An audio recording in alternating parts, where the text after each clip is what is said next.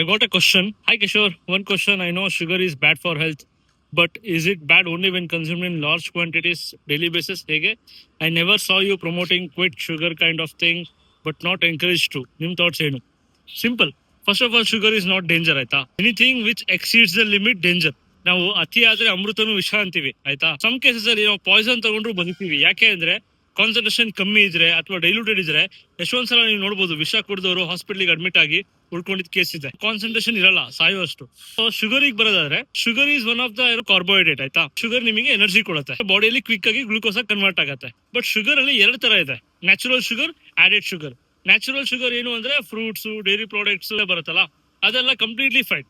ಅದರಿಂದ ನಮಗೆ ಫೈಬರ್ಸ್ ಬರುತ್ತೆ, ಮೈಕ್ರೋನ್ಯೂಟ್ರಿಯೆಂಟ್ಸ್ ಬರುತ್ತೆ. ಬಟ್ ಆಡೆಡ್ ಶುಗರ್ ಇದೆಯಲ್ಲ, ಪ್ರೊಸೆಸ್ಡ್ ಒನ್, ಅದೇನ್ ಮಾಡುತ್ತೆ, ಕೆಮಿಕಲ್ ಆಯ್ತಾ. Not so good for long term use. Let's say in my opinion, keep sugar 10 to 15 gram Max. ಅದಕ್ಕಿಂತ ಜಾಸ್ತಿ ಯೂಸ್ ಮಾಡಕ್ ಹೋಗ್ಬೇಡಿ.